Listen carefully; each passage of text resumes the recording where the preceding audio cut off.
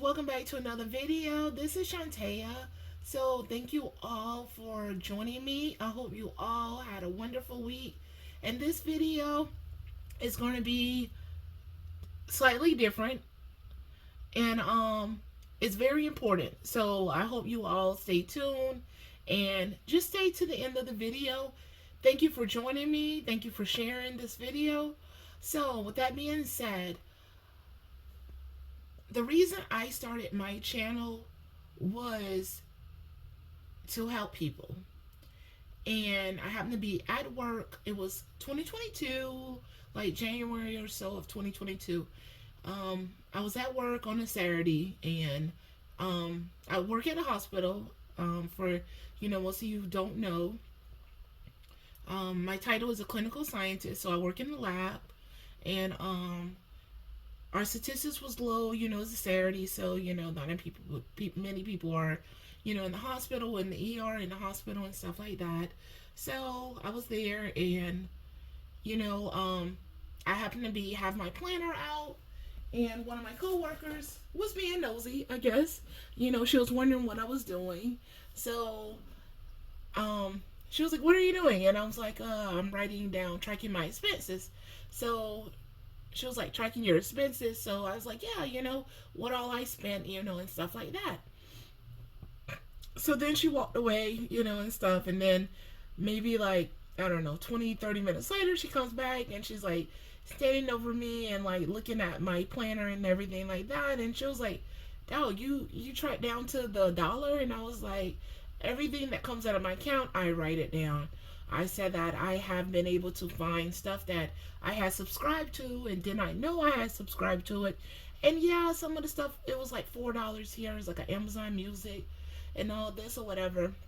And it was some other stuff, few things or whatever. And I said it begins to add up. And especially if you account to how many years or how long you were subscribed to this and you did not know it was coming out of your account.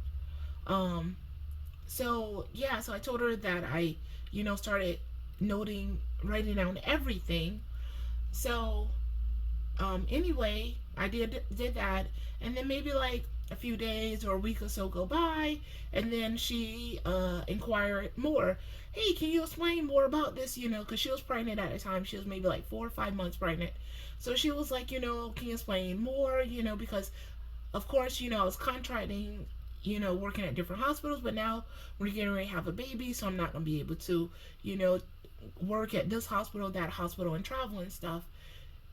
So, and I need to figure out ways, how to save money, build my wealth and everything. So basically, I told her, what I was doing as far as tracking my expenses, and then also trying to put money aside, save and everything like that, and the whole thing of paying myself first.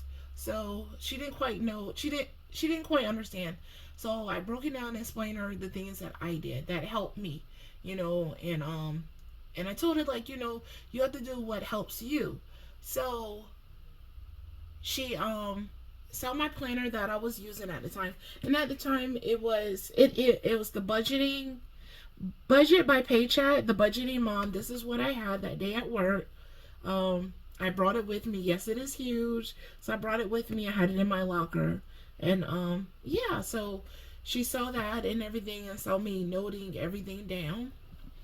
So so anyway, I explained that to Daniela and what I was doing, and then maybe like a few days later, another coworker happened to come and ask me similar questions that Daniela had asked. So basically, she was like, "You need to start a YouTube channel. You need to show this to people." And I was like, "Yeah, nah, not really, not interested." So she inquired, and then other people had inquired, and stuff, and then like friends and family. So now here I have a YouTube channel. So with that, my whole plan is to help people and show people what I'm doing and stuff like that. And not only about cash stuffing, but also things that I have learned. And my whole objective for this channel is to invest in myself as far as learning a lot of stuff about finances. I am not a financial advisor, so let me put that disclaimer out. I am not a financial advisor. I suggest you get a financial advisor, but also I suggest everyone to educate yourself, because there are people out there that are, say they are financial advisors, that will take your money or mismanage your money. So I feel like everyone should have somewhat of an understanding, literacy of finances, and especially if they don't teach this in school. The most important thing, you should be able to know how to balance your checkbook. You should be able to know how to do your own taxes. I actually, the school I went to actually showed us how to do our own taxes and stuff like that. So that was cool. Like, it was maybe a week or so. Our professor did that. Taught us how to do our own taxes by, you know, showed us how to do our own taxes. So I'm going to I came across this quote on by Warren Buffett, and I'm not sure when he actually stated this, but basically what he states is that um, don't save what is left after spending, spend what is left after saving. So basically, what it says is that pay yourself back, and most people do this. Most people will save whatever they have left of their expense and money and stuff like that. And I understand you want to pay your rent first, you want to pay your mortgage first, you want to buy groceries, pay for medication, pay for childcare and stuff like that. And then your savings is like an afterthought. But whenever you start to budget, your savings will become the first thing you do, because by paying yourself first, by saving your money, you will be able to take care of these other priorities, as your mortgage, your rent, your car payment, your child care, groceries. So I have my planner here, and in here I just wrote down the top 10 things that I think are very important when it comes to financial freedom and investing in yourself.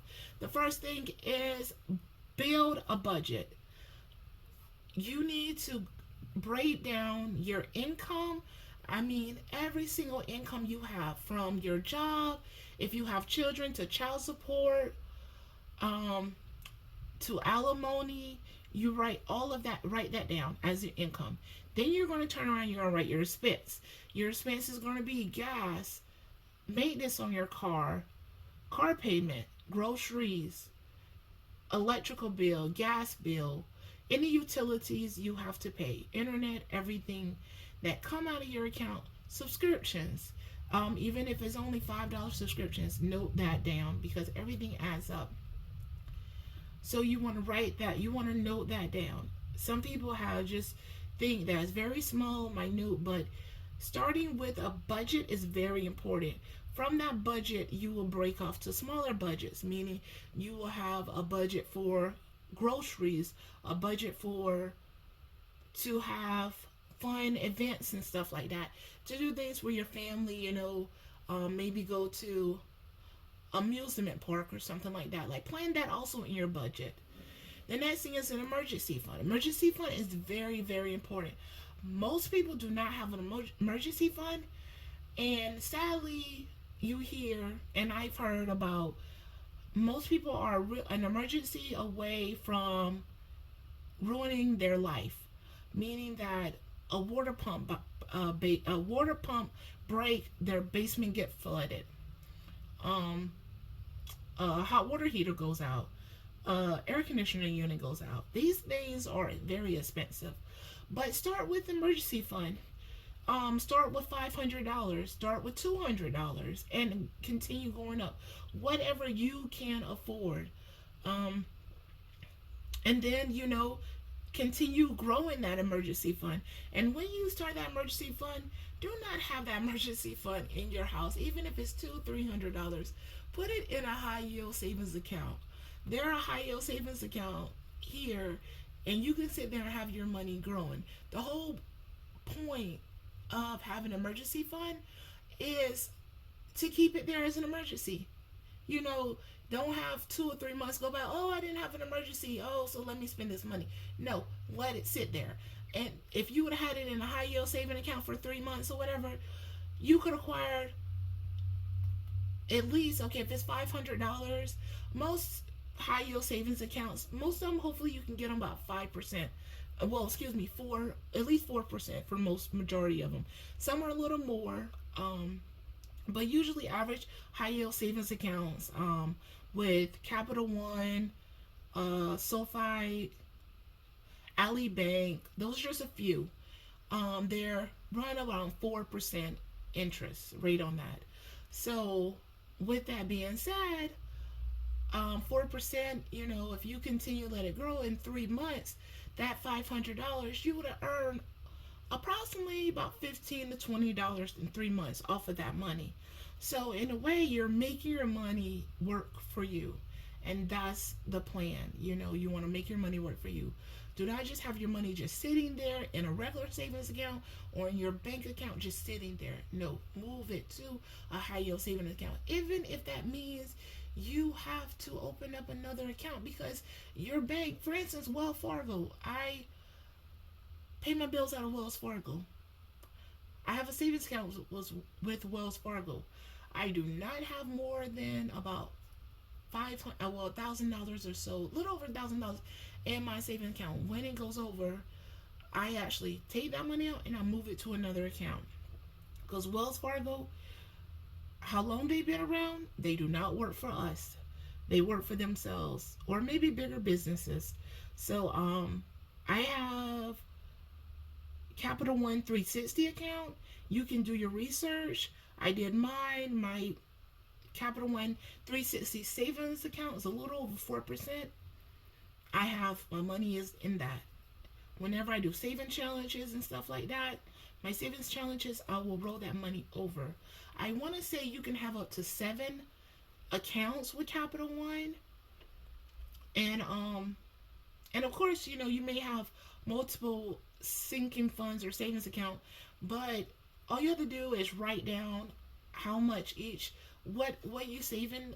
So like if you have a healthcare sinking fund, emergency sinking fund, and you have $5,000 in that one Capital One saving 360 saving account, and just note down, okay, my healthcare, I have $1,200 of that is for my healthcare.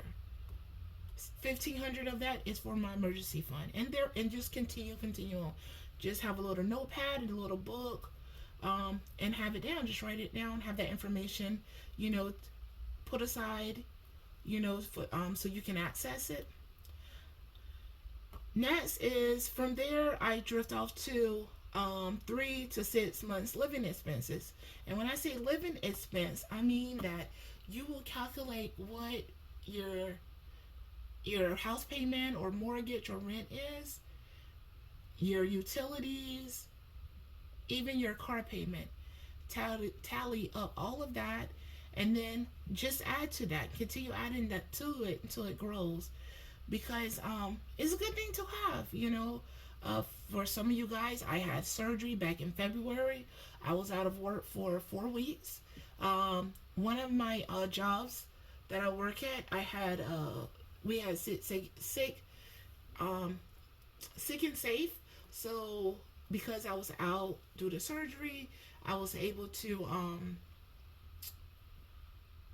use my job, actually use that time and everything like that. So I had a little check coming in on that job, but because I contract full time, that job I did not have anything. So if I'm not working, then I'm not getting paid for it. So that was a month that I completely had to be out of work. And then after that month, I went back to the doctor, had my checkup or whatever. I think it was like going into maybe my 3rd week after surgery. And my doctor told me take it easy and everything like that, And then I gradually, started going back to work or whatever. But to be honest, for I think it was 2 months or so before I worked up the 40-hour week. So I have a mortgage payment. I have a car note. If I did not have that money put aside in my account, I would not have been able to pay my mortgage payment and my car note. So it's important to have 3 to 6 months. And you can do all of this on a low income base. You just need to start one with a budget. Three is pay off your credit cards. Pay off your credit cards. Start with, you can do it two ways. You can do the snowball method, meaning that you pay off the least amount first, or you can or do the interest, whichever one has the highest interest, and pay that off first. And real quick, with the high interest or whatever, you would just try to pay a little more. If your payment is $100, pay $125, pay the minimum to the other credit cards, and until you pay that off. And then when you get that money, then take that money and go to the next credit card that has the highest interest rate. Or if it's the snowball method, you start with the card that has the debt that has the lowest amount. You pay off that, take that money. Once it's paid off, take that money and then use it to pay for the next credit card, and continue until you're debt free. Um, Also, the next thing is a retirement plan. You should have a retirement plan. If your job offers a retirement, then you should contribute. Most jobs, um, it used to be more. I know in the hospital we used to get 3 to 4% the job will authorize. Of course, when COVID came, some hospitals stopped contributing to to individuals 403b, and then when COVID kind of like slowed down, then they started back doing it, contributing to it. So whatever your job, if your job is matching 2%, at least match 2%, 3% or 4%, you match that. You contribute to that amount as well. The job will match it, you will contribute to that. I look at that as free money. They will not contribute to it if you're not paying into it. So let me put that out. If you do not have a 403b, a 401k, I forget what it's called in the government, but if you don't have one of those retirement plans that your job offers and you're not paying into it, at least paying the minimum that they will match, they will not just put money in it for you. So please contribute. I look at it as free money. Then also have you an IRA account set up. There's traditional IRAs and then there's Roth IRAs. So whichever one works for you, contribute to that. For the Roth IRA, 6,500 is the max. I'm not sure about the traditional one because I have a Roth. I'm not familiar with the traditional. Well, I don't know what the max is for the traditional. I know if I remember correctly. Sorry about stuttering. If I remember correctly, once you hit about 50, 55, or something like that, and you can contribute to $7,000 a year. I think it's $7,000 a year. You can contribute. I believe once you hit 55 years old, with the IRA. I think that's a traditional IRA. Please do your own research and look this up. Whichever category you fit into these. And also, have SB ETFs are really good, to have, and stuff like that. So most importantly, retirement plan. Number 5, don't have impulsive spending. So I know sometimes we get like this. I used to be like this when I was in college. If I had a bad day, I would go to the mall and buy stuff, and most of the time I did not need any of that stuff I bought. That's how I actually wound up getting credit cards and stuff. Could you go in there like, oh, you can get so much percentage off if you get a credit card with our store. So try not to get caught up in that scam. So that's exactly what it is. It is a scam. So yeah, try not to be one of those people. If you shop online, put it in your cart and leave it there, for a couple of days and stuff. and think about it. Like, is it something you really, really need? You know, it could be a pair of shoes and stuff like that. I have done that. Like, put a pair of shoes. Like, oh man, I need a new pair of shoes, new pair of work shoes, because of course we justify it with like everyday life.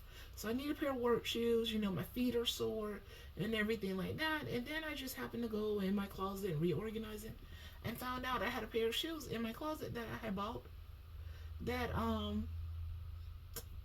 had not worn. And they happen to be some Nike Air Max.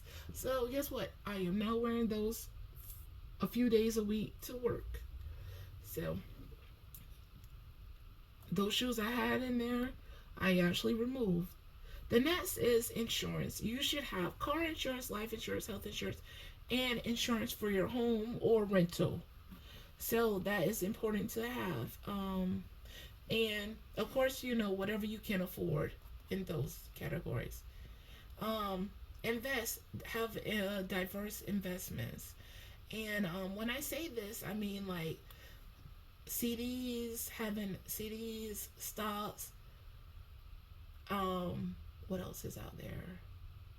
CDs, like ETFs, regular stocks, um,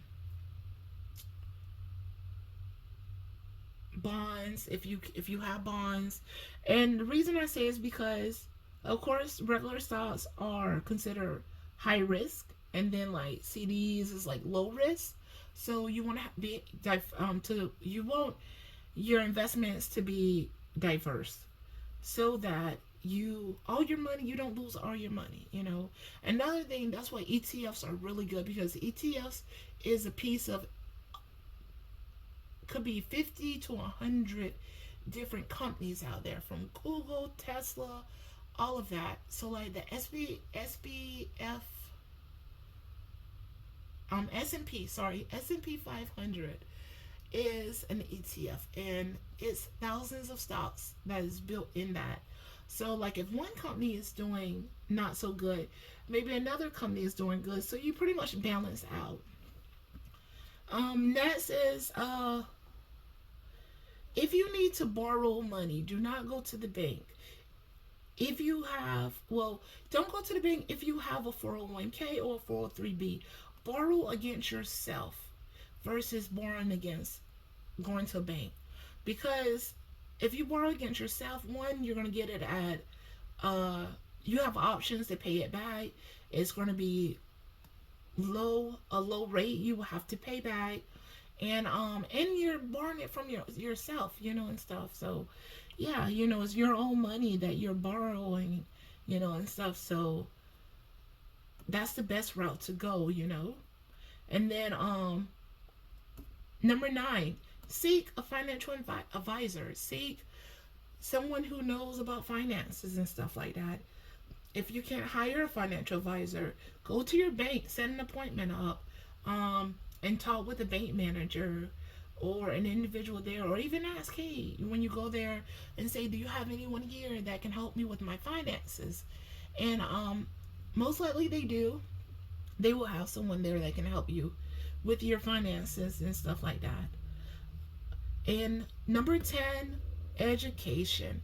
And when I say education, I mean financial education. So educate yourself, read about finances, um, learn how to read, you know. I'm not gonna say learn how to read stock options or a stock chart, but read about, you know, different, like what's going on right now, as far as like, you know, what's your best choices for CDs, stocks, um, gold, silver, you know, um, inform yourself about insurances, you know, the benefit of having an insurance plan and stuff. Um, Read about paying off your credit cards, you know, read about how to build your credit score, you know. Having a great credit score, you know, will save you hundreds of dollars, you know. Um, you know, be patient, you know, and stuff, instead of going out and buying something right away. So only thing I can say with this, I hope this help you all, is to one, start with a budget, start have an emergency fund and a retirement plan, and try to pay off credit. If you don't take away anything, if you don't learn or do anything from this, the most important thing I would do is to start a budget. If you don't have a budget, begin coming up with a budget for yourself, for your family, for your children. Start planning and saving for them. Even if it's $25, $10, every little bit count. If you start saving $10, your child is 1 year old, and if you save $5 a year or a month or whatever you can afford, just imagine when that child turns 18, how much they would have, how much they will have versus not having anything. So yeah, guys, I hope this all helps. And these are things I am doing. I have done all of this at some point of my life. I have insurances, I have investments, I have retirement plans, I've paid off credit cards. Um, I'm working on my living expenses and stuff like that. I have that, and I'm just continuing to grow my living expense, my emergency fund. I have taught with financial advisors. I don't have an actual personal financial advisor I can like call and link up with, but I have spoke with people and sat down with people and got like you know um consulting information and stuff from them and all that. So I guess that will be my next thing in the future to do, to actually have an actual financial advisor and stuff like that. And I am educating myself on finances. So thank you all. Please share this. Please like and comment on the video. And if you have any questions, please reach out to me. I'm here, and stuff for everyone. And if you cannot, if you have a question and you would like me to research it for you and find the answer for you, just leave a note in the comment, leave the question in the comment, and I will find that information out as much as I can, and I will reach back out to you. So thank you. Bye bye. Have a blessed day.